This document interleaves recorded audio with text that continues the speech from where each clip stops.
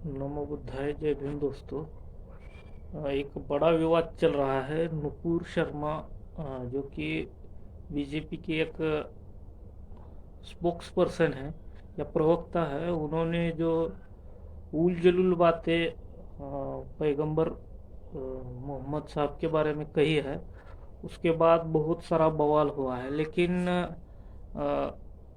धर्म के मामले में मान लिया जाए तो अगर एक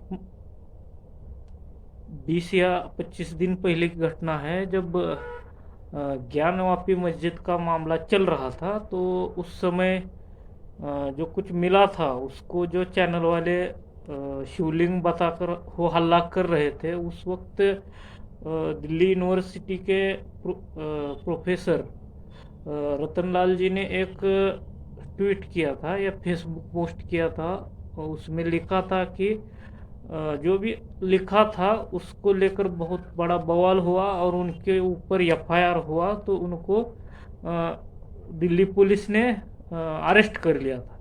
लेकिन आप देखेंगे कि नुपुर शर्मा के मोहम्मद पैगंबर साहब पे जो बयान आया है, उसके बाद उनके उनको वो भी तब जब वो 26 या 27 तारीख को उन्होंने बयान दिया था, मई को, तो 6 जून को उनको पार्टी से निष्कासित कर दिया। तो इसके बाद उनके ऊपर अभी तक एफआईआर दर्ज नहीं हुई। तो इसको लेकर भी लोग बातें कर रहे हैं कि भारत में सब कुछ जाति देखकर डिसाइड होता है। तो नुपुर शर्मा, ये सरनेम में सब कुछ छुपा हुआ है, इसकी वजह से उनके खिलाफ एफआईआर नहीं हो रहा है, ऐसे लोग कह रहे हैं। एक तरफ प्रोफेसर रतनलाल को वही दिल्ली पुलिस अरेस्ट कर लेती है उसी कानून के तहत, धार्मिक भावनाओं का आहत करने के जुर्म में।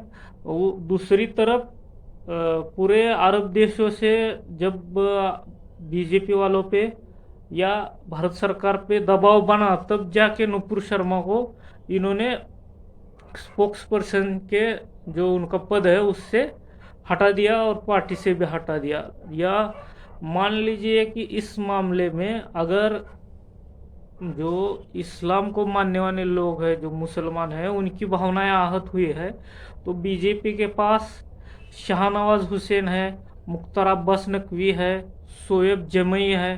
तो इन लोगों को क्यों नहीं बुरा लगा? जैसे मुसलमानों की भावनाएं आहत हुई, तो ये लोग भी इस्लाम को मानने वाले या मुसलमान हैं, तो इनकी भावनाएं आहत क्यों नहीं हुई? इस पर भी हमारे मुस्लिम भाइयों को सोचना चाहिए, क्योंकि ये लोग है तो इस्लाम को मानने वाले, लेकिन इनकी भावनाएं आहत नहीं हुई। इसके खिलाफ उन्होंने अभी तक एक भी बयान नहीं दिया है।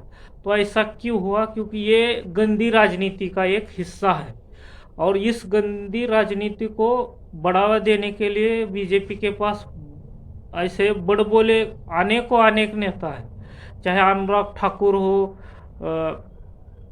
कपिल मिश्रा हो, या फिर नुपुर शर्मा हो, नवीन जिंदल हो, ये ऐसे बड़बोले नेताओं की एक फौज बीजेपी के पास ऑलरेडी है। तो ये सब गंदी राजनीति का हिस्सा है। तो